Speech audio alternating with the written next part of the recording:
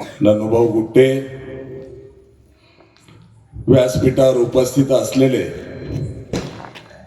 आमचे सामाजिक कार्यकर्ते शेख आबूबाई, आता ज्यांनी गोरमाटी भाषेमध्ये आपल्याला आवाहन केलं ते सन्माननीय प्रवीण पवार सर, आपल्या कंधार तालुक्याचे सेवा जनशक्ती पार्टीचे तालुका अध्यक्ष सन्माननीय प्रल्हाद पाटील घोरबाड, सेवा जनशक्ती पार्टीचे लोहा तालुका अध्यक्ष सन्माननीय गोविंदराव हातगुंडे, सेवा जनशक्ती पार्टीचे कंधार शहराचे शहराध्यक्ष मयूर सावकार नळदकर, सेवा जनशक्ती पार्टीचे कंधार तालुक्याचे युवा आघाडीचे तालुका अध्यक्ष साईनाथ भाऊ मळगे, व्यासपीठावर उपस्थित ज्यांनी आपल्याला मार्गदर्शन केलं असे आमचे मधुकरराव मुसळे, मुस्लिम समाजातील एक ज्येष्ठ व्यक्तिमत्व शेख हैदरभाई, शेख मखदूमभाई, युसुफभाई खान, व्यासपीठावर उपस्थित विस्थापित चळवळीमध्ये ज्यांनी मोठं काम केलं असे आमचे संजय भाऊ देवकांबळे, व्यासपीठावर उपस्थित आपल्या शेजारच्याच कंधारेवाडीचे सामाजिक कार्यकर्ते सन्माननीय गुरुनाथ भाऊ अमलापुरे, आमचे दुसरे एक सहकारी रफिकभाई पटेल, व्यासपीठावरील सर्वच उपस्थित मान्यवर, माझ्या समोर बसलेले गौळ आणि गौळच्या परिसरातून उपस्थित असलेले मोठ्या संख्येने उपस्थित असलेले आमचे ज्येष्ठ समाज बांधव, तरुण कार्यकर्ते, माता भगिनी, पत्रकार बांधव आणि उपस्थित सर्व मतदार बंधू आणि भगिनींनो, मी गौळवासियांना माझ्या वतीनं आणि सेवा जनशक्ती पार्टीच्या वतीनं पहिल्यांदा लाख लाख धन्यवाद देतो की आपण अवघ्या 12 तासाच्या सूचनेवर एवढी मोठी भव्य सभा या ठिकाणी आपण आयोजित केली। खरं तर अबूबाई ज्यांना 10 वर्ष आमदार, 5 वर्ष खासदार केलं, जे मोठ्या मोठ्या पदावर बसले, त्यांना आज एखादी बैठक घ्यायची म्हणलं तर 300 आणि 500 रुपये रोजाने माणसं न्यावी लागतात। एकीकडे हे चित्र आहे तर दुसरीकडे मनोहर धोंडे ग्रामपंचायतचा सदस्य सुद्धा नाही, एक चळवळीतला कार्यकर्ता आहे। या चळवळीतल्या कार्यकर्त्याला बळ देण्यासाठी उपासीपोटी रात्रीचा दिवस आणि दिवसाची रात्र करणारी कडवट मावळ्यांची ही फौज या ठिकाणी आहे। आणि म्हणून आपल्याला वेगळं सांगायची गरज नाही। आमच्या संजय देवकांबळेंनी सांगितल्याप्रमाणे ज्या ठिकाणी आम्ही सभेला जावं त्या ठिकाणी जणू काही विजयाची सभा होते आहे अशा प्रकारचं चित्र आहे। याचा अर्थ असा, या लोहा आणि कंधार तालुक्यातली सर्वसामान्य बहुजन जनता ही या प्रस्थापित घराण्याला कंटाळलेली आहे, या प्रस्थापित नेत्यांना विटलेली आहे। यांचा बडेजावपणा हा सर्वसामान्य जनतेला पचायला तयार नाही। अरे सहन करण्याची सुद्धा सीमा असते, किती सहन करणार, किती पचवणार तुम्हाला। या तालुक्यामध्ये 2004 ला जेव्हा प्रताप चिखलीकर नावाचं काळं मांजर पैसे घेऊन आलं तेव्हापासून या मतदारसंघाचं नाव बदनाम झालं. गोरगरिबाला विकास देण्यासाठी काम झालं नाही. बांधवनो यांनी यांच्या माध्यमातून प्रत्येक गावागावामध्ये एक दोन बोके पोचले आणि सर्वसामान्य जनतेला, गोरगरिबाला, बहुजनाला, दलिताला, ओबीसीला वेटीला धरण्याचं काम केलं. आणि म्हणून आज या बहुजन लोकांच्या मधला स्वाभिमान या ठिकाणी जागा झालेला आहे. म्हणून मनोहर धोंडेला उपासी पोटी फिरणारे कार्यकर्ते आहेत, तर त्यांना 300 आणि 500 रुपये देऊन सुद्धा मिळायला तयार नाही. ही लोकशाही आहे बाबांनो. भल्या भल्याना जनतेने पाणी पाजलेलं आहे. आठवा, आपण इंदिरा गांधीला सुद्धा जनतेने पाडलं होतं. नांदेडच्या लोकसभेचं ताजं उदाहरण घ्या. अशोक चव्हाण नावाचा राहू आणि प्रताप चिखलीकर नावाचा केतू, हे राहू आणि केतू जेव्हा भाजपच्या एका घरात आले तेव्हा नांदेड जिल्ह्यावर अनिष्ट आलं होतं. पण भाजपला असं वाटत होतं की हे 2 जिल्ह्यातले बडे नेते एकत्र आले म्हणजे लोकसभेला आमचा विजय एकतर्फी होणार आहे. पण झालं काय? झालं उलट. दोघांचंही पार्सल जनतेने परत पाठवलं. आणि म्हणून या लोकशाहीमध्ये कधीही कोणताही नेता मोठा नाही, तर सामान्य जनता मोठी आहे हे विसरता कामा नये. मी आपल्याला आठवण देईल बांधवांनो, लोहा आणि कंधार तालुक्यामध्ये गेली अनेक वर्षापासून गोरगरीब जनतेचं, शेतकऱ्याचं, कष्टकऱ्याचं, दीनदलिताचं, ओबीसीचं शोषण चालू आहे. दहशत माजवणं चालू आहे. दबाव टाकणं चालू आहे. आमिष देऊन कोंबड्या बकऱ्यासारखं जनतेला विकत घेऊन आम्ही सत्तेवर येतो, अशा प्रकारचा यांच्यामध्ये माज आलेला आहे. आणि म्हणून यांचा माज उतरवण्यासाठी सेवा जनशक्ती नावाची पिन तुम्हाला टोचावी लागणार आहे. विकास काय झाला या ठिकाणी किंवा या तालुक्यामध्ये आपण थोडं जर अवलोकन केलं, आमच्या प्रल्हाद पाटील घोरबांड यांनी सांगितल्याप्रमाणे बांधवांनो, कोण झाले आमदार? या देशाला स्वातंत्र्य मिळून 75 वर्ष झाले. या 75 वर्षामध्ये लोहा आणि कंधार तालुक्याचा आमदार कोण आहे? फक्त 2 आमदार झाले. एक ईश्वरराव भोसीकर आणि दुसरे गुरुनाथराव कुरुडे. हे 2 आमदारांचे 10 वर्ष जर वजा केले बांधवांनो, 65 वर्ष आमदार मराठ्यांच्या घरात नाही. जातीवर जाण्याची आवश्यकता नाही, असं काही भ्रमात राहू नका. 65 वर्ष आमदार हे पद फक्त 4च घरात आहे. आणि ती 4 घरं आहेत धोंडगे, चव्हाण, चिखलीकर आणि शिंदे. 5वा मराठा नाही. या मतदारसंघामध्ये 3 लाख मतदार आहेत. या 3 लाख मतदारांमध्ये 65,000 मतदार हा मराठा समाज आहे. असं असताना सुद्धा या 4 घराच्या व्यतिरिक्त 65,000 मतदारांमध्ये एकही मर्द जन्मला नाही का मराठ्याचा,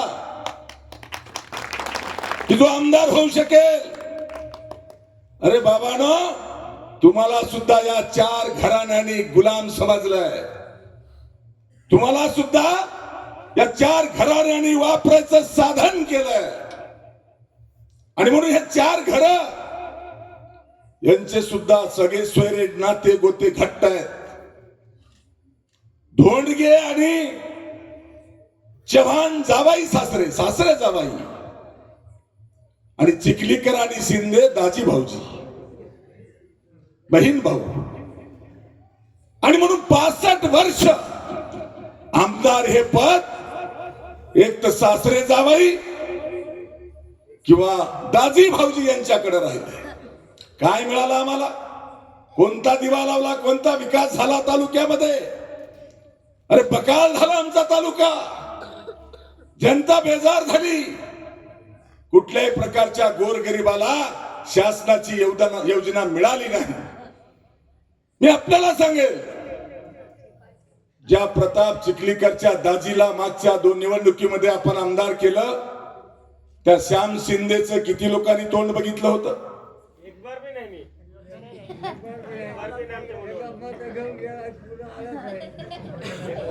मत घेऊन गेला आणि आलाच नाही असे आमचे आजोबा सांगायला.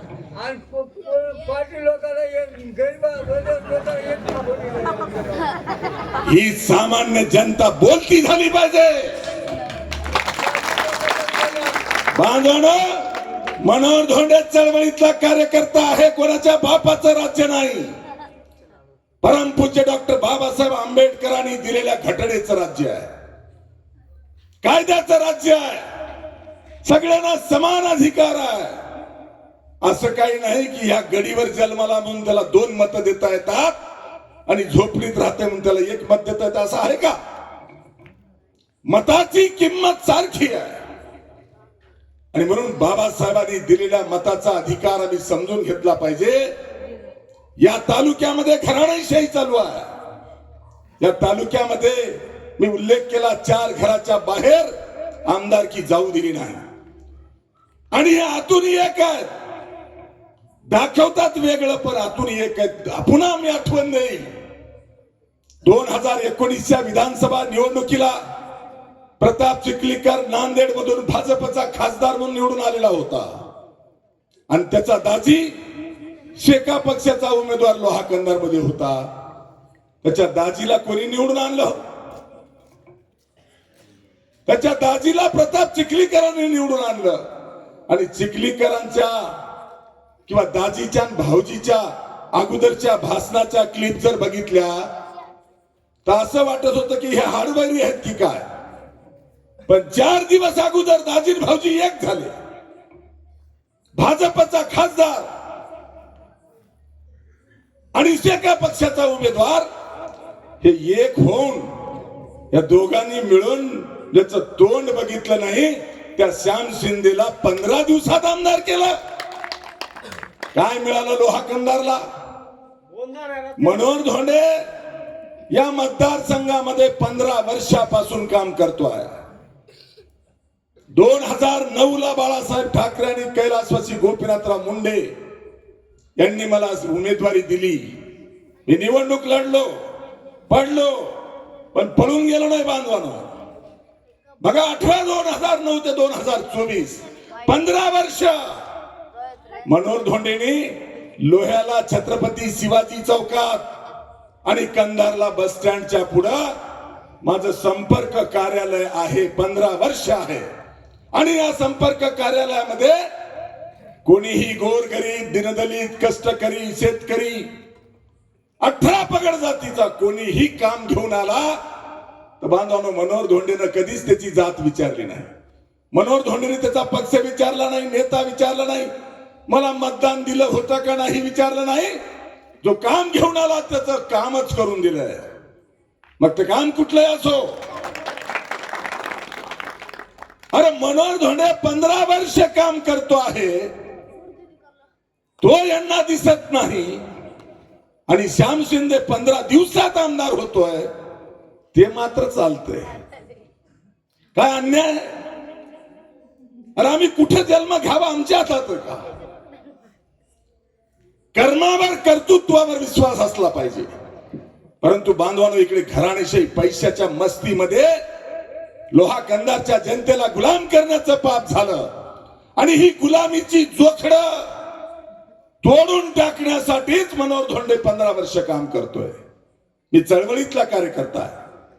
मी 40 वर्ष एकाच पक्षामध्ये शिवसेनेमध्ये निष्ठेनं राहिलो. कदाचित मी पक्ष बदलून गेलो असतो तो दिल्लीत मंत्री राहिलो असतो. पण आम्हाला पद, पैसा, प्रतिष्ठा याच्याही पेक्षा निष्ठा, नियत, नीतिमत्ता आणि तत्व महत्वाचे आहेत. म्हणून आम्ही 40 वर्ष एका पक्षात राहिलो. भले पक्षाने आमच्यावर अन्याय केला. 2014ला मला पुन्हा निवडणूक लढायचं बाळासाहेबांनी गोपीनाथ मुंडे साहेबांनी सांगितलेलं होतं. पण दुर्दैवाने विधानसभेच्या निवडणुकीच्या अगोदर दोघांचंही निधन झालं. आणि आपण सगळ्यांनी बघितलं 4 पक्ष फिरून आलेला प्रताप चिखलीकर निवडणुकीच्या 1 महिना अगोदर शिवसेनेत आला आणि आम्ही केलेल्या कष्टावर आमदार म्हणून निवडून आला. आम्हाला बरं वाटलं आता शिवसेनेचा आमदार झाला, आम्ही काही पक्ष सोडला नाही. परंतु बांधवांनो, शिवसेनेच्या नावावर निवडून आलेला प्रताप चिखलीकर हा 1.5 वर्षामध्ये भाजपमध्ये गेला. पुन्हा मला वाटलं 2019ला संधी आहे, काम करत राहा. बांधवांनो, आम्ही काम करत राहिलो. जेव्हा 2019ची विधानसभेची निवडणूक जवळ आली तेव्हा 40 वर्ष निष्ठेनं राहिलेला मनोहर धोंडे चालला नाही. या घराणेवाल्याने मुक्तेश्वर धोंडगेला शिवसेनेत आणलं आणि शिवसेनेचा उमेदवार केला. तरीही आम्ही निष्ठा सोडली नाही. मनोहर धोंडेने मुक्तेश्वर धोंडगेची जात बघितली नाही. मुक्तेश्वर धोंडगेला तत्वाच्या आणि निष्ठेच्या आधारावर जाहीर पाठिंबा दिला. पुढे काय झालं? मतदानाच्या 2 दिवस अगोदर काय घडलं हे मी तुम्हाला सांगायची आवश्यकता नाही. एक दिवस बांधवांनो, हे मॅच फिक्सिंग करतात, कशा पद्धतीनं ब्रॅकेटिंग करतात आणि ज्याला निवडून आणायचे ते आपलं आपलं एक निवडून आणतात. हे त्याचं उदाहरण आहे. पुन्हा मनोहर धोंडे काम करत राहिला. असं वाटलं आम्हाला 2024ला संधी आहे म्हणून शिवसेनेमध्ये मनोहर धोंडे काम करत राहिला. 40 वर्ष काम करताना, निष्ठेनं काम करताना मनोहर धोंडे निष्ठावान शिवसैनिक चालला नाही. भाजपचा नगरसेवक असलेलं पुण्याचं पार्सल इकडे आणलं, त्याला रात्रीतून शिवसेनेचा नेता केला आणि उमेदवारी पण दिली. कशाच्या आधारावर चाललंय? कशाच्या आधारावर आहे? ही नीती यांची ओळखून घ्या. बांधवांनो, आता यांची नावं घ्यायची सुद्धा गरज नाही. आता जनता उठलेली आहे. मी कोण्या जातीत जन्म घ्यावं माझ्या हातात आहे का? मी निष्ठेनं राहिलो 40 वर्ष का मनोहर धोंडेचा गुन्हा आहे का? प्रताप चिखलीकरनी किती पक्ष बदलावेत? बांधवांनो, सरडा सुद्धा लाजेल. असं म्हणतात सरडा 7 रंग बदलतो, पण हा सरडा 8 रंग बदलतो. हे सरड्याचा सुद्धा बाप आहे. तरी जिथं जाईल तिथं नेता आहे, जिथं जाईल तिथं उमेदवार आहे, जिथं जाईल तिथं खासदार आहे, जिथं जाईल तिथं आमदार आहे. कशाच्या आधारावर चाललंय? काय कर्तृत्व आहे? काय दिवे लावले तुम्ही? निवडून आल्याच्या नंतर नांदेडच्या जनतेने 5 वर्ष तुम्हाला भोगलं, बघितलं, आणि तुम्ही काहीच करत नाहीत हे बघितल्याच्या नंतर तुम्हाला हाकलून दिलं. तुमचं पार्सल लोह्याला पाठवलं. आता तुमची माझी जबाबदारी बांधवानो, यात प्रताप चिखलीकरचं नांदेडून लोह्याला आलेलं पार्सल उद्याच्या 20 तारखेला चिखलीला पाठवावं लागेल. निवडणुका विकासावर झाल्या पाहिजे, निवडणुका विश्वासावर झाल्या पाहिजे, निवडणुका गोरगरीब बहुजन दीनदलिताला न्याय देण्यासाठी असल्या पाहिजे. पण पैशाच्या दारूच्या मस्तीमध्ये विकासाचं नाव घ्यायला तयार नाहीत. कुठल्याही पद्धतीने कुठल्याही पद्धतीनं विकासाचं नाव काढायला हे तयार नाही. उठलं की यांचं आम्ही गुणगान गायचं कट्ट्यावर वट्ट्यावर बसून. उदाहरण सांगायला हरकत नाही. यांनी 3 निवडणुका, आता ही 4थी आहे, 3 निवडणुका लोह्याच्या छत्रपती शिवाजी महाराजांचा पुतळा बसवण्याच्या नावाखाली लढवल्या, जिंकल्या. छत्रपतींना सुद्धा फसवलं नाही. पण जेव्हा 19 फेब्रुवारीच्या जयंतीमध्ये मी जेव्हा आमचे माधव भालेराव इथं बसले हिंदवी बाणाचे, मी जेव्हा माझं बयान दिलं की छत्रपती शिवरायांच्या जयंतीच्या पूर्वी पुतळा बसवा, नाही तर आम्ही पुतळा बसवू, त्याला चांगलं माहितीये धोंडे बोलत नाही आणि बोललं तर केल्याशिवाय राहत नाही. घाबरून जाऊन दुसरीकडचा पुतळा आणून लोह्याला 17 फेब्रुवारीला बसवला. जो चबुतरा बांधला त्याच्यावर 17 फेब्रुवारी 23ला पुतळा बसवला. तेव्हापासून बांधवानं तिथं झाडझूड सुद्धा केली नाही, सिमेंट सुद्धा लावलं नाही. डायरेक्ट आता कालच्या निवडणुका ज्या दिवशी जाहीर झाल्या त्याच दिवशी पुन्हा 90 कोटीचं नारळ फोडलं. लाजा वाटला पाहिजे ना. दुपारी 3 वाजता निवडणूक आयोगाकडून निवडणूक जाहीर होते, विधानसभेची आचारसंहिता लागते आहे, आणि दुपारी 12:30 वाजता ज्याचा वरचा मजला रिकामा होता तो आमदार कंधारच्या दवाखान्यामध्ये 185 कोटी रुपयाच्या विकास कामाचं नारळ फोडतोय. 2 तासात 185 कोटीचं काम होणार आहे का? दवाखाना आणला शंकरांना धोंडगेनी,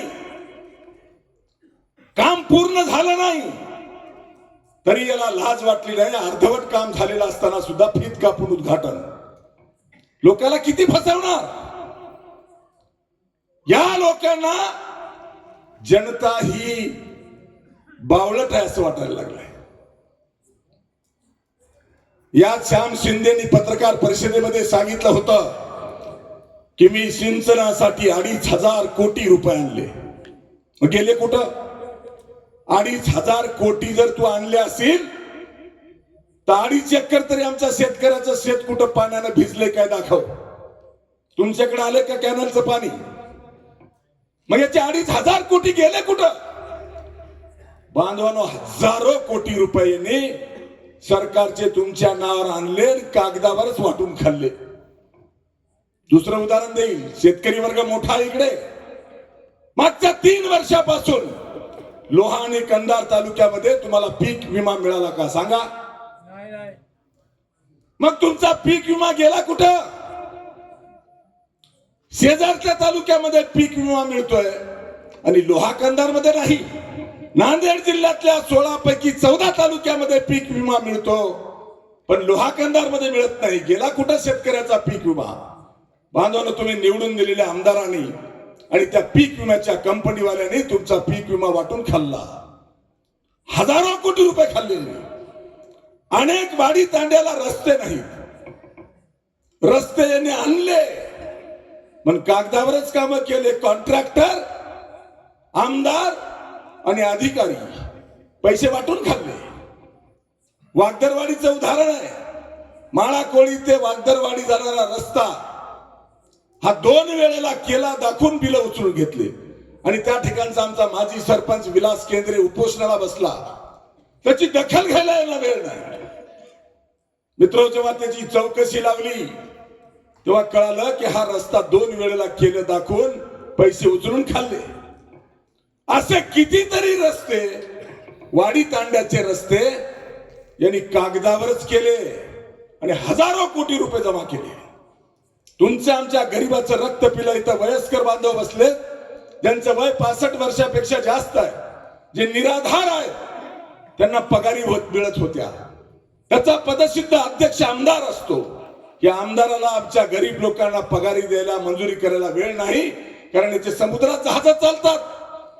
तिथलचे हिशोब करून गटोडे बांधायला यायला वेळ नाही, तर गरीबाचं मानधन द्यायला कधी वेळ मिळेल? आणि गावागावातला आमचा गरीब माणूस विकासापासून वंचित राहिला. खर तर गावागावातला वंचित राहिला. तुम्ही हायवेला, अवस्था बघा बाजूचं, हायवेला असणारेही 1-2 किलोमीटरवर असलेले आमचे वाडी तांडे सुद्धा नीट रस्ते नाहीत. उदाहरण सांगितलं आमच्या मधुकर मुसळेंनी. महादेव तांडा, घोटका तांडा, कदमाची वाडी किंवा कुठलीही वाडी किंवा तांडा काढा, तिथं जायला नीट रस्ता नाही. काय विकास केलाय यांनी? हैदराबादनी सांगितलं हा रस्ता केलेला आम्ही केला असं प्रताप चिखलीकर सांगतोय. काय संबंध आहे तुझा? नितीन गडकरींनी केला हा रस्ता. नितीन गडकरींनी केला आणि प्रताप चिखलीकर दांडी थोपटून सांगतोय मी केला.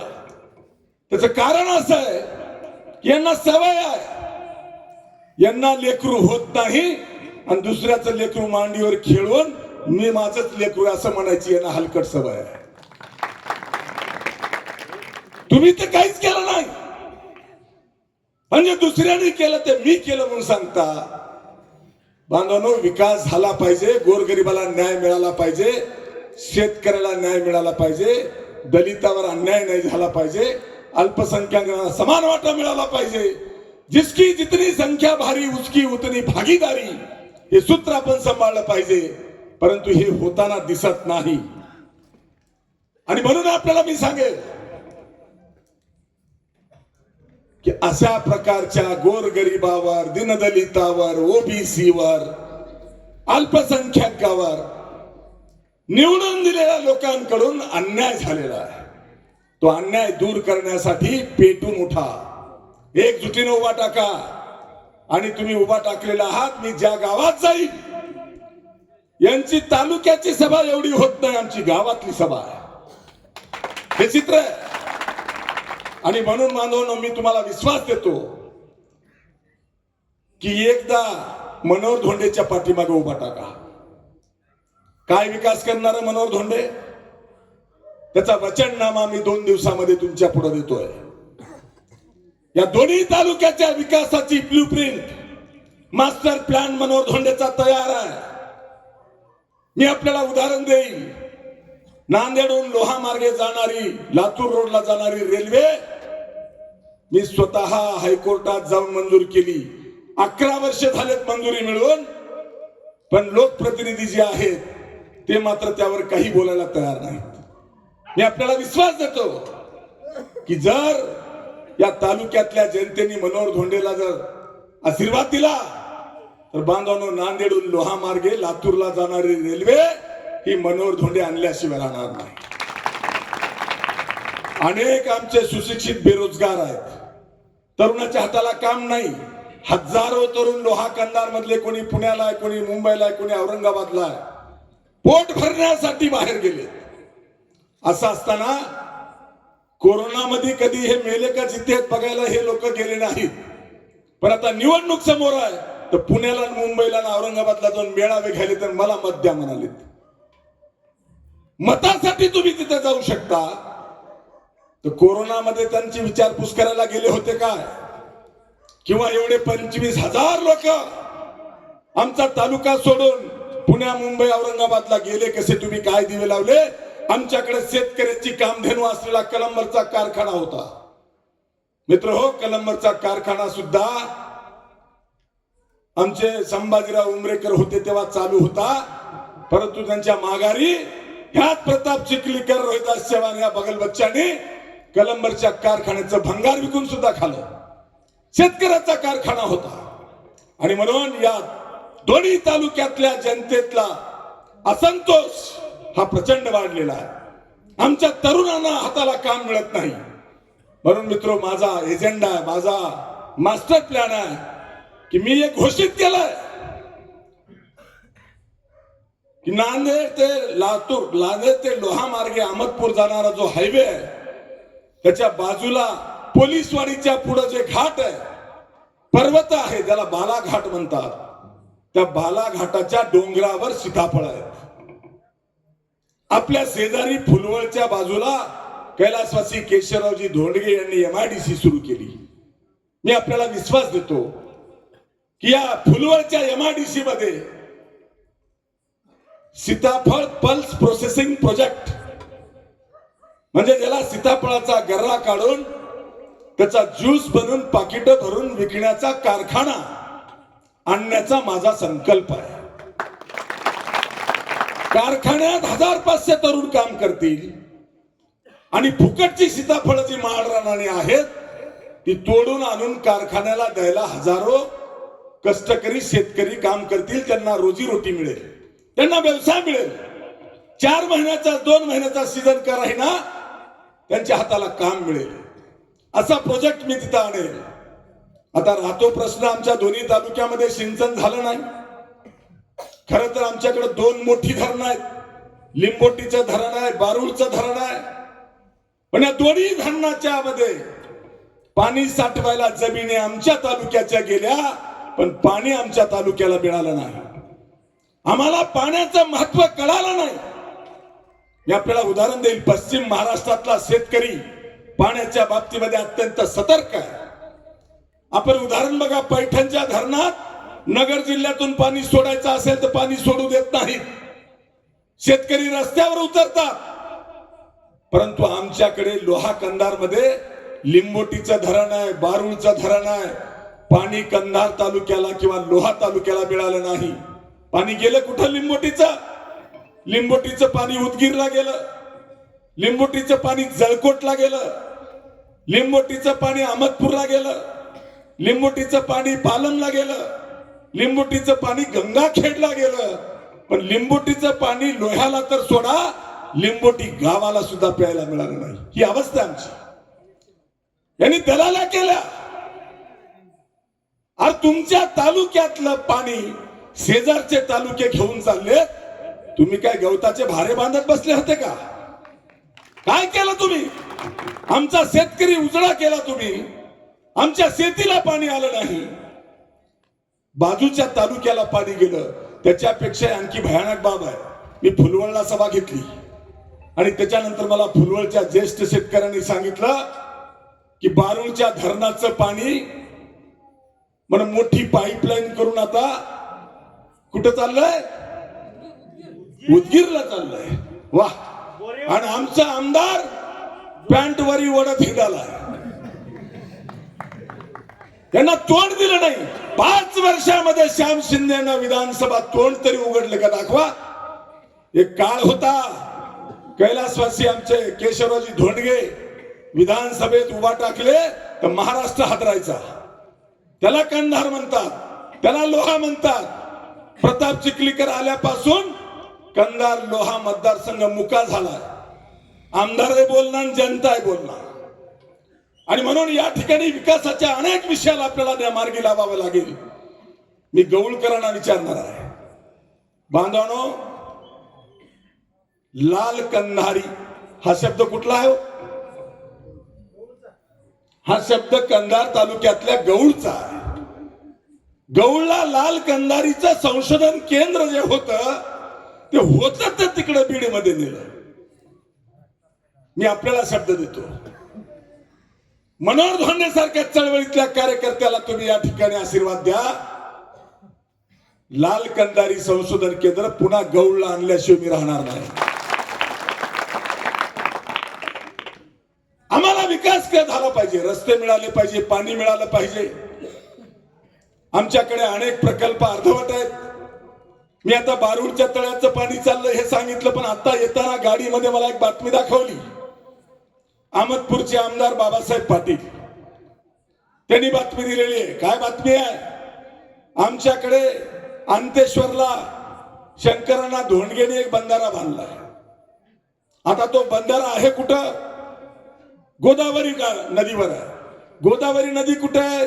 आमच्या तालुक्यात आहे, लोहा तालुक्यात. बंधारा आमच्याकडे, पाणी आमच्याकडे साठलंय. पण अहमदपूरच्या आमदारांनी 4000 कोटीची योजना मंजूर केली आणि अंतेश्वरच्या धरणातलं पाणी लिंबोटीत न्यायचं पाईपलाईननं आणि लिंबोटीतून पाणी झरी तलावात न्यायचं अहमदपूरमध्ये आणि त्या झरी तलावातून अहमदपूर तालुक्यातल्या 35 गावाच्या शेतीला द्यायचं. वाह! आणि आमच्या आमदारांनी भारे बांधायचे. कल्पना करा ना. अरे जे आमचं हक्काचं आहे ते सुद्धा आम्हाला मिळायला तयार नाही. कशासाठी आमदार असतो? राहू द्या, बसा बसा. आमदार कशासाठी असतो सांगा? आमदाराचं काम काय? या तालुक्याला न्याय मिळवून देणं. इथं आहे ते पळून देण्यासाठी मुख गिळून गप्प बसणं हे आमदाराचं काम नाही. आणि म्हणून मी आपल्याला शब्द देतो, 20 तारखेनंतर 23 तारखेला निकाल लागणार आहे.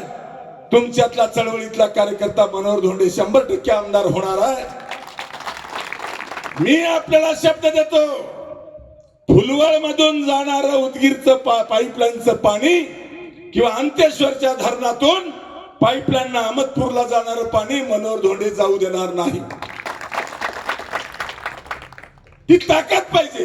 पाणी वाटपाचा कायदा,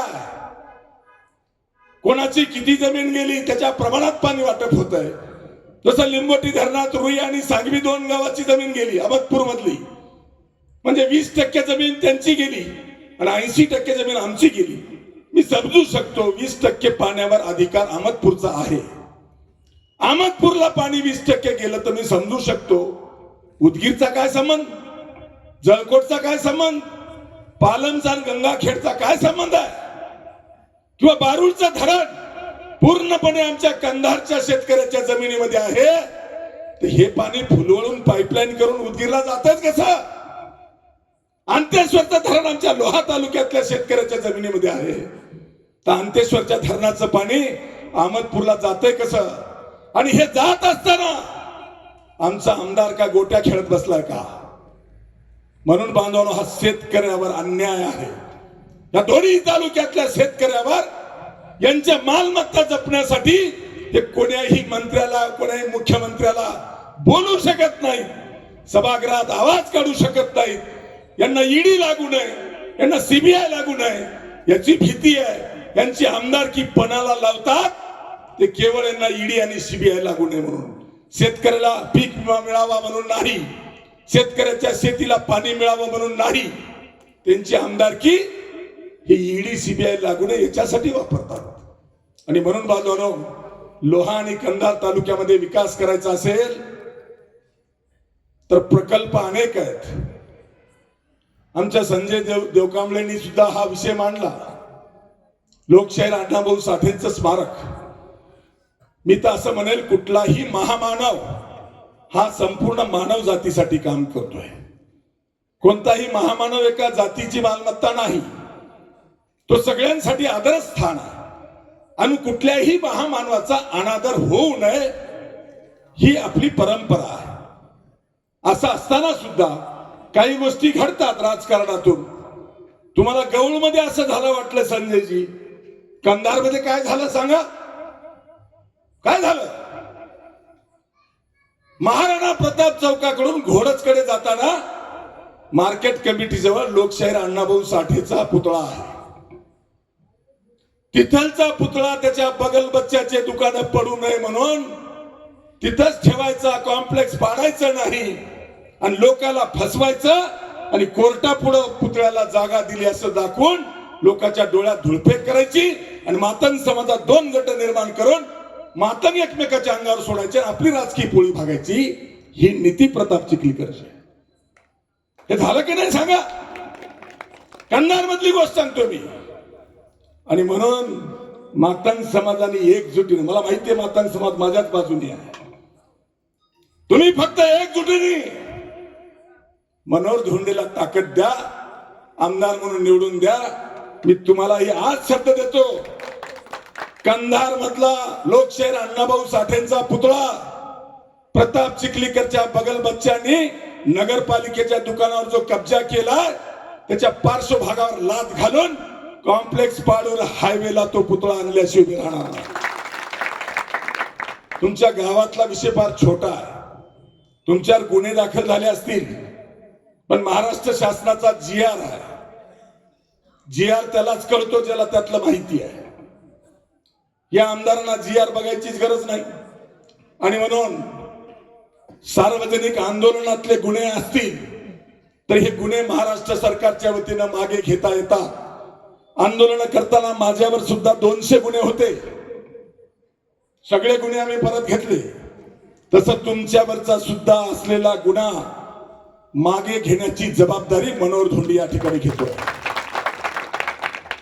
गोरगरीब समाजाला आनंदाने जगता आलं पाहिजे, लोकशाहीचा आस्वाद घेता आला पाहिजे आणि तो आस्वाद घेताना सगळ्यांना समान न्याय मिळाला पाहिजे, कोणाची मक्तेदारी नाही. आणि म्हणून या तालुक्यामध्ये महामानवांचा अनादर केला जातोय, महामानवांसाठी राजकारण केलं जातंय आणि आपल्या पोळ्या भाजून घेतल्या जातात.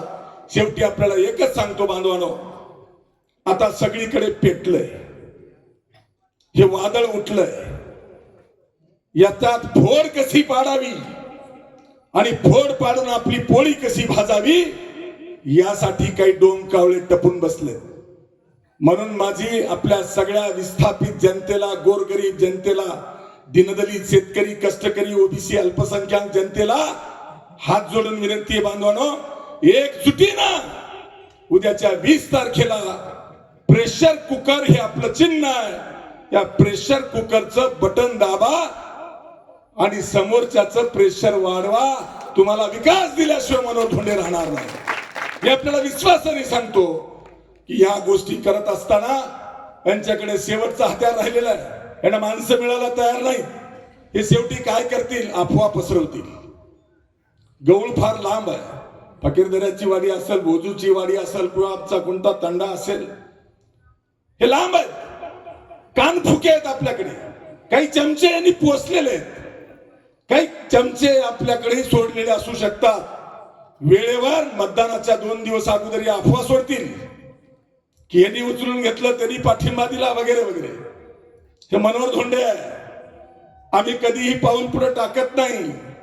आम्ही कधीही बोलत नाही. आणि बोललं तर कटेंगे मगर हटेंगे नाहीची भूमिका घेऊन काम करतो. आणि म्हणून बांधवून मी तुम्हाला सांगणार आहे, असं जर कोणी अफवा पसरू लागलं तर ऐकून घेऊ नका. कानाखाली आवाज काढा. आणि कानाखाली आवाज काढला म्हणून गुन्हा दाखल झाला तर ती जबाबदारी मनोहर धोंडेची आहे. काळजी करू नका. शेवटचा आणखी एक तुम्हाला सावध करतो की आता आपल्या पुढे उमेदवार आहेत. त्याच्यात महाविकास आघाडीच्या उमेदवाराचं नाव घ्यायची गरज नाही. शोधून माणसं मिळायला तयार नाहीत. रोजाना सुद्धा मिळायला तयार नाहीत. त्याचं कारण आहे की तो काही मूळचा शिवसैनिक नाही. शिवसैनिक कधी झाला? मागच्या 8 महिन्यापूर्वी. हा 40 वर्ष भाजपचा कार्यकर्ता म्हणून काम करतोय. गोरगरिबाच्या मजुरांचं शोषण करतोय पुण्या मुंबईमध्ये. त्या एकनाथ पवाराला हालत एवढी बेकार आहे की पैसे देऊन सुद्धा माणसं मिळत नाहीत. आणि महाविकास आघाडीकडे कोणालाही मताची अपेक्षा ठेवायची आवश्यकता नाही. शेवटी मी आपल्याला एक सांगतो आणखी. हा प्रताप चिखलीकर असेल, एकनाथ पवार असेल, का आशा शिंदे असेल, शेवटच्या रात्री हे तिघही एकच होणार आहेत. शेवटच्या दिवशी तुम्ही गाफील राहू नका.